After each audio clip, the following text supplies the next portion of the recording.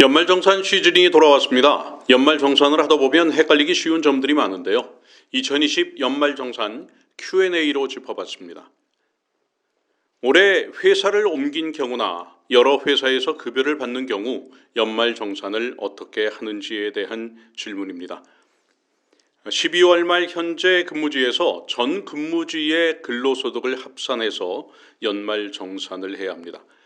여러 근무처에서 소득이 발생했다면 주된 근무지에서 종된 근무지의 소득을 합산해 연말정산을 하면 됩니다. 전 근무지나 종된 근무지에서 근로소득 원천징수 영수증과 소득자별 근로소득 원천징수부 사본을 발급받아서 현 근무지, 그러니까 주 근무지의 원천징수 의무자에게 제출하면 됩니다. 2인 이상의 사용자로부터 근로소득을 받는 사람의 경우는 해당 연도 말까지 주된 근무지와 종된 근무지를 정해서 근무지 변동 신고서를 주된 근무지 원천징수 의무자에게 내면 됩니다. 연말정산 시 소득 세액 공제를 받지 못한 항목이 있는 경우 어떻게 하면 추가로 공제를 받을 수 있는지에 대한 질문입니다. 종합소득 과세표준 확정 신고 또는 경정 청구를 통해서 추가로 소득 공제와 세액 공제를 받을 수 있습니다. 근로자의 소득 세액 공제 누락분에 대해서는 근로자 본인이 다음 연도 5월 중에 주소지 관할 세무서장에게 종합소득 과세표준 확정 신고를 하면서 누락된 소득 공제나 세액 공제를 반영하면 됩니다. 연말정산에서 빠뜨린 부분은 근로자 본인 또는 원천징수 의무자가 소득 세액 공제 누락분을 반영해서 법정 신고 기한으로부터 5년 내에 경정 청구를 할 수 있습니다. 인적 공제를 받기 위한 부양가족의 연간 소득급액 요건은 어떻게 되나요? 연말정산 시 배우자를 포함한 부양가족을 기본 공제 대상자로 하기 위해서는 해당 부양가족의 연간 소득금액의 합계액이 100만 원, 근로소득이 있는 자는 총 급여액 500만 원 이하의 요건을 충족해야 합니다. 근로소득만 있는 부양가족의 비과세 소득을 제외한 총 급여액 500만 원, 다른 소득이 있는 부양가족의 비과세 소득을 제외한 총 급여액이 333만 원을 넘는다면 부양가족 기본 공제를 받을 수 없습니다. 금액이 얼마이든 간에 일용 근로소득만 있는 부양가족은 기본 공제가 가능합니다. 하지만 나이 등 다른 요건이 부합하는지 살펴볼 필요가 있습니다. 또 사업소득금액이 100만 원, 기타 소득금액이 300만 원을 초과한 부양가족은 인적공제 대상에 포함할 수 없습니다. 연금소득의 경우는 비과세 소득을 제외한 공적연금소득의 총 연금액이 연 516만 원, 연금소득금액 100만 원을 초과하거나 연금저축이나 퇴직연금 등 사적연금소득의 총 연금액이 연 1200만 원을 초과하는 종합소득 합산신고 대상이 되는 부양가족은 기본공제 대상이 될 수 없습니다. 공적연금소득의 경우 2001년 12월 31일 이전 불입분은 비과세합니다. 그리고 이자소득과 배당소득의 합계액이 2천만 원을 초과해서 금융종합소득 과세표준 확정신고 대상자인 부양가족은 기본공제 대상이 될 수 없습니다. 다만 금융사의 이자소득세 원천징수 등으로 과세 절차가 종료되는 2천만 원 이하 금융소득자로서 종합소득 신고 대상이 아닌 부양가족은 나이 등 다른 요건에 따라서 기본공제 대상이 될 수도 있습니다.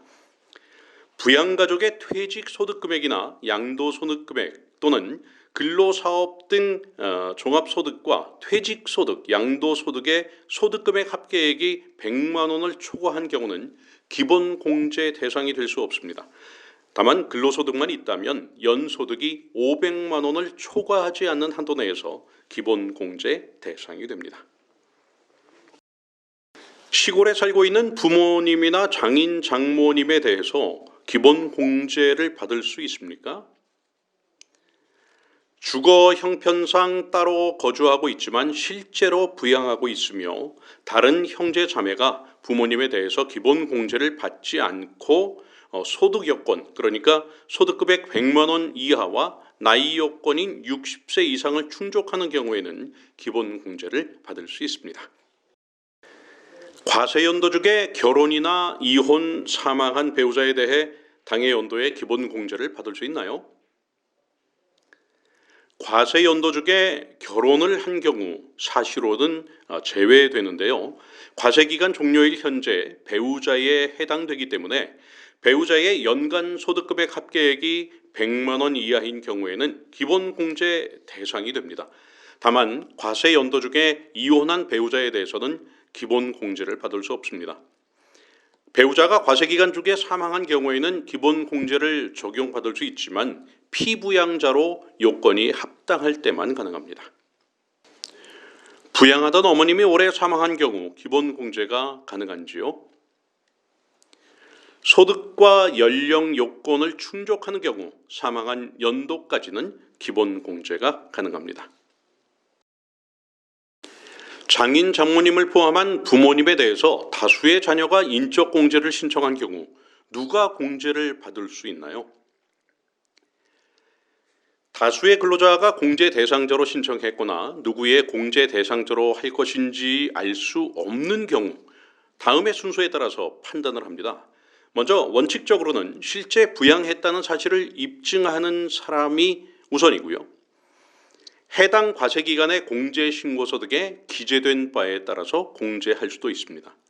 또 실제 부양했다는 사실을 입증하는 사람이 2 이상이라면 먼저 직전 과세기간의 부양가족으로 인적공제를 받은 사람, 다음에는 직전 과세기간의 부양가족으로 인적공제를 받은 사실이 없는 경우에는 해당 과세기간의 종합소득금액이 가장 많은 사람이 공제 대상자가 됩니다.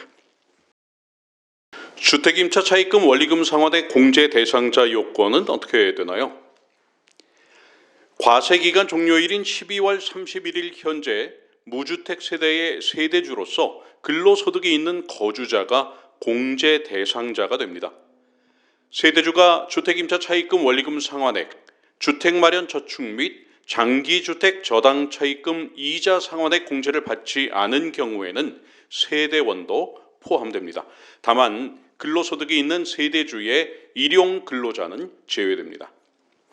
대상자가 주택법에 따른 국민주택규모 주택, 주거용 오피스텔도 포함이 되는데요. 이러한 주택을 임차하기 위해서 대출기관 또는 대부업 등을 경영하지 않는 거주자로부터 주택 임차자금, 그러니까 전세금 또는 월세 보증금을 차입하고 차입금의 원리금 상환액을 지급하면 공제율 40%를 적용받을 수 있습니다.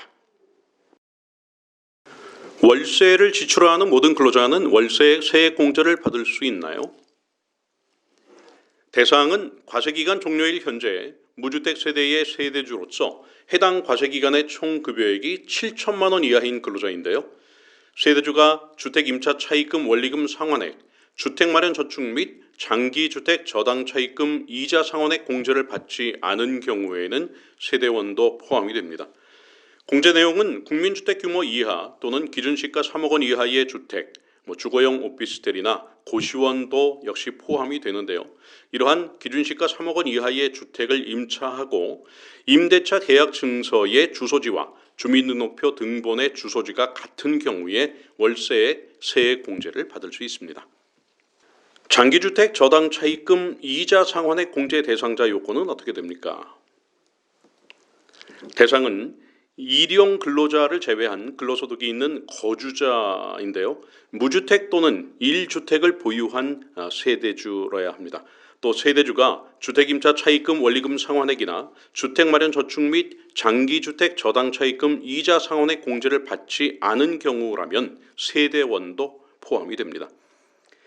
공제 내용은 취득 당시 주택의 기준시가가 5억 원 이하, 2013년 이전에는 3억 원, 2014년부터 2018년까지는 4억 원입니다.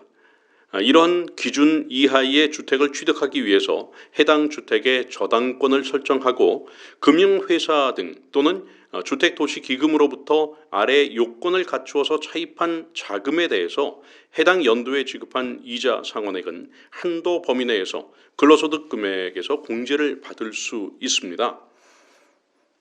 요건을 말씀드리면 먼저 주택 소유권 이전 등기 또는 보존 등기일로부터 3월 이내에 차입할 것, 그리고 장기주택 저당차입금의 채무자가 해당 저당권이 설정된 주택의 소유자일 것입니다.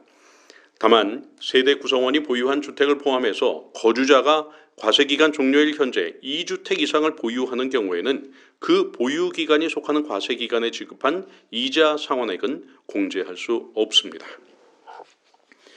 네, 지금까지 2020 연말정산 Q&A 그 첫 번째 시간 함께 하셨습니다. 다음에 2020 연말정산 Q&A 두 번째 시간에 다시 뵙겠습니다. 고맙습니다.